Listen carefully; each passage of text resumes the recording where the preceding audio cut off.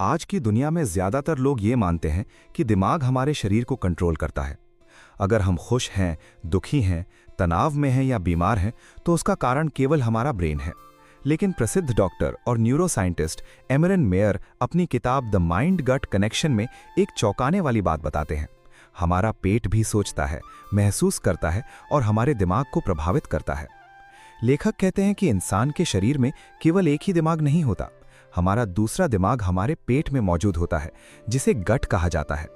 यही कारण है कि जब हम डरते हैं तो पेट में हलचल होती है, तनाव में भूख खत्म हो जाती है या खुशी मिलने पर पेट हल्का महसूस होता है। ये सब केवल संयोग नहीं है। हमारे पेट और दिमाग के बीच एक गहरा संबंध है, जिसे माइंड गट कनेक्शन कहा जाता है। किताब की शुरुआत लेखक अपने मेडिकल अनुभवों से करते हैं। वे बताते हैं कि उनके पास कई मरीज आते थे जिन्हें पेट दर्द, गैस, कब्ज, एसिडिटी जैसी समस्याएं थीं। टेस्ट कराने पर सब कुछ सामान्य निकलता था, लेकिन मरीज फिर भी परेशान रहते थे। धीरे धीरे उन्होंने समझा कि समस्या केवल पेट की नहीं थी, बल्कि उनके मन, भावनाओं और तनाव से जुड़ी हुई थी। लेखक बताते हैं कि हमारे पेट में करोड़ों नसें होती हैं। इसे एंटरिक नर्वस सिस्टम कहा जाता है। ये इतना शक्तिशाली है कि इसे सेकंड ब्रेन भी कहा जाता है। यही सिस्टम हमारे खाने को पचाने, भूख नियंत्रित करने और शरीर के कई कार्यों को प्रभावित करता है। सबसे हैरानी की बात यह है कि पेट और दिमाग लगातार एक दूसरे से बातचीत करते रहते हैं। हमारे शरीर में एक विशेष नस होती है, जिसे वेगस नर्व कहा जाता है।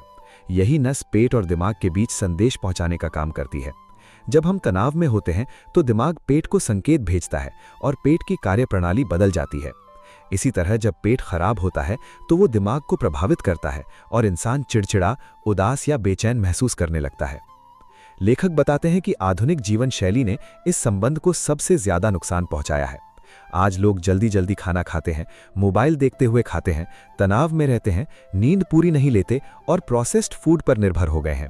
इसका असर केवल शरीर पर नहीं पड़ता, बल्कि दिमाग पर भी पड़ता है।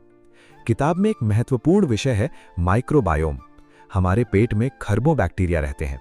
ये बैक्टीरिया केवल बीमारी पैदा करने वाले जीव नहीं होते, बल्कि हमारे शरीर के लिए बेहद जरूरी होते हैं। अच्छे बैक्टीरिया हमारे पाचन को मजबूत बनाते हैं, इम्यून सिस्टम को बेहतर करते हैं और यहाँ तक कि हमारी भावनाओं को भी प्रभावित करते हैं। लेखक बताते हैं कि अगर पेट के बैक्टीरिया संतुलित हों तो इंसान अधिक शांत, खुश और ऊर्जावान महसूस करता है। लेकिन अगर खराब खानपान, तनाव या दवाइयों की वजह से ये संतुलन बिगड़ जाए तो डिप्रेशन, एंजाइटी और मोटापे जैसी समस्याएं बढ़ सकती हैं। किताब में ये भी बताया गया है कि बचपन में हमारे पेट का माइक्रोबायोम कैसे बनता है। जो बच्चे प्राकृतिक वातावरण में बड़े होते हैं, मिट्टी में खेलते हैं, स्वस्थ भोजन खाते हैं और जिनकी मां स्वस्थ होती है, उनका माइक्रोबायोम मजबूत होता है। लेकिन जो बच्चे लगातार जंक फूड खाते हैं या ज्यादा एंटीबायोटिक्स लेते हैं, उनका माइक्रोबायोम कमजोर हो जाता है। लेखक एक बेहद दिलचस्प बात बताते हैं कि हमारे पेट के बैक्टीरिया हमारी खाने की आदतों को भी प्रभावित करते हैं। अगर शरीर में ऐसे बैक्टीरिया ज्यादा हैं जो चीनी पसंद करते हैं, तो हमें बार बार मीठा खाने का मन करेगा। यानी कई बार हमारी इच्छाएं भी हमारे अंदर रहने वाले सूक्ष्म जीवों से प्रभावित होती हैं।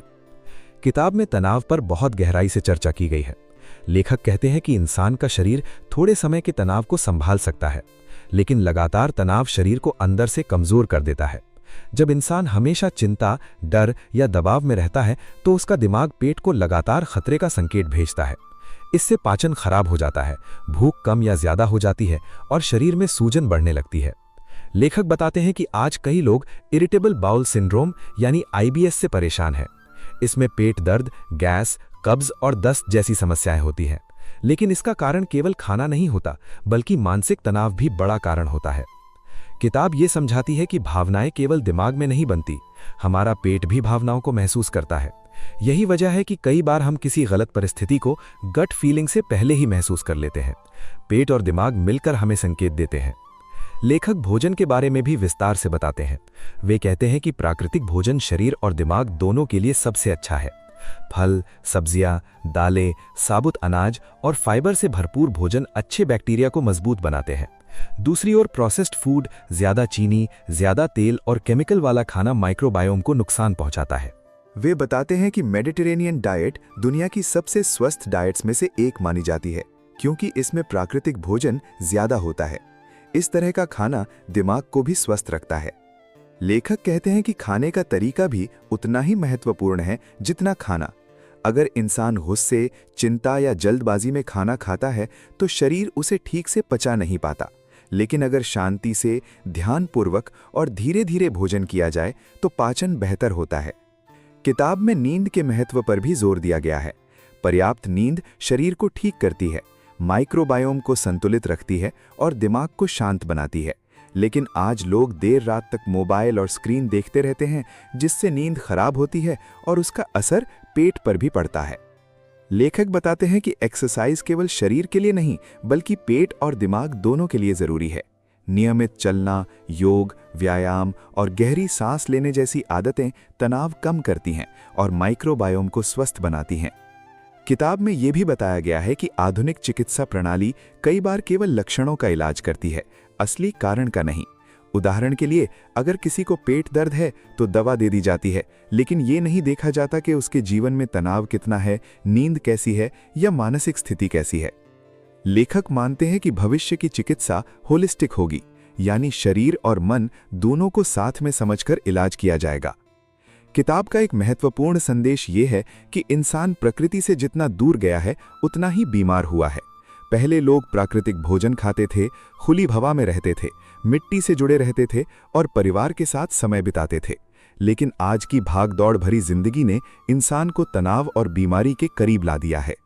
लेखक ये भी कहते हैं कि सोशल कनेक्शन यानी रिश्ते भी हमारी सेहत को प्रभावित करते हैं। जो लोग अकेले रहते हैं या भावनात्मक रूप से टूटे हुए होते हैं, उनके शरीर में सूजन और तनाव ज्यादा होता है। वहीं प्यार, अपनापन और अच्छे रिश्ते शरीर को स्वस्थ बनाते हैं। किताब में बच्चों की परवरिश पर भी चर्चा की गई है। लेखक कहते हैं कि अगर माता-पिता हमेशा तनाव में रहते हैं तो उसका असर बच्चों के माइक्रोबायोम और मानसिक विकास पर भी पड़ सकता है।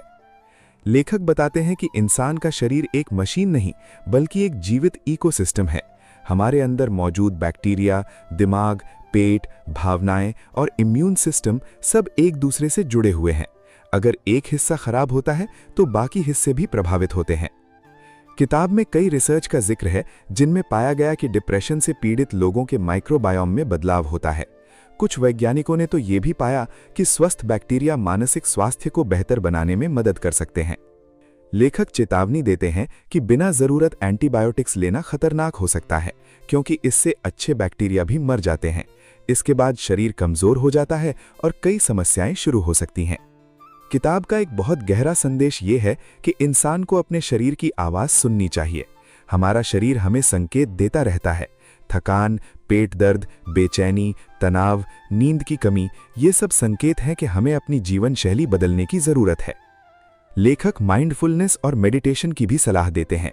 वे कहते हैं कि जब इंसान वर्तमान में जीना सीखता है तो उसका तनाव कम होता है और उसका पेट भी स्वस्थ रहता है। किताब हमें ये समझाती है कि स्वास्थ्य केवल दवा से नहीं आता। असली स्वास्थ्य अच्छी आदतों, संतुलित भोजन, सही सोच, अच्छे रिश्तों और शांत मन से आता है।